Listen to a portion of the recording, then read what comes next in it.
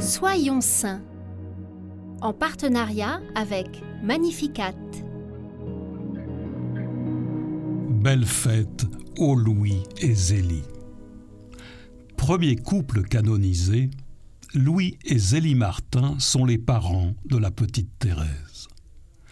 Louis devient horloger après avoir été refusé au monastère. Installé à Alençon, il dirige une horlogerie-bijouterie.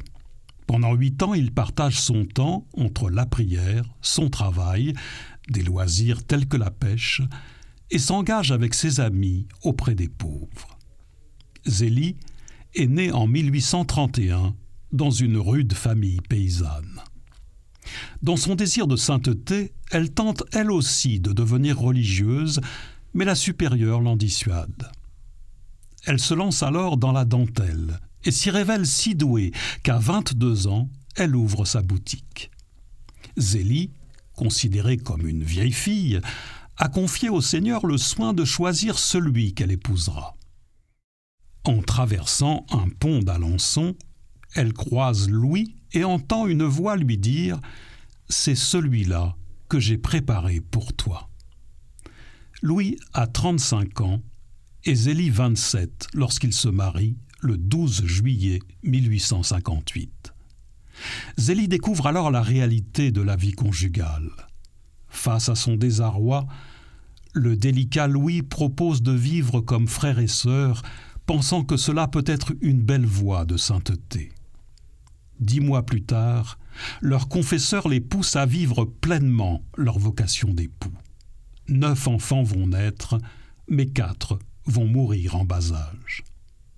Louis et Zélie essayent d'aller chaque jour ensemble à la messe et vivent le quotidien d'une famille ordinaire entre les difficultés scolaires de Léonie et les crises de larmes de Thérèse. L'énergique chef d'entreprise emploie à présent une 20aine d'ouvrières. Pour la décharger, Louis choisit de vendre son horlogerie et l'aide administrativement ainsi que dans la gestion de leur maison.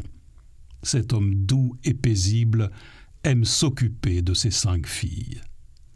Son épouse amoureuse l'évoque ainsi « C'est un saint homme que mon mari.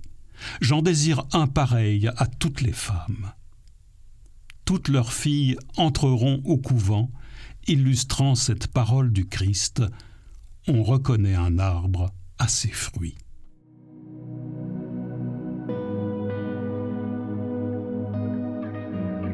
Saint Louis et Zélie, nous vous confions nos familles, qu'à votre exemple, de nombreux couples apprennent à puiser dans les grâces infinies du sacrement du mariage.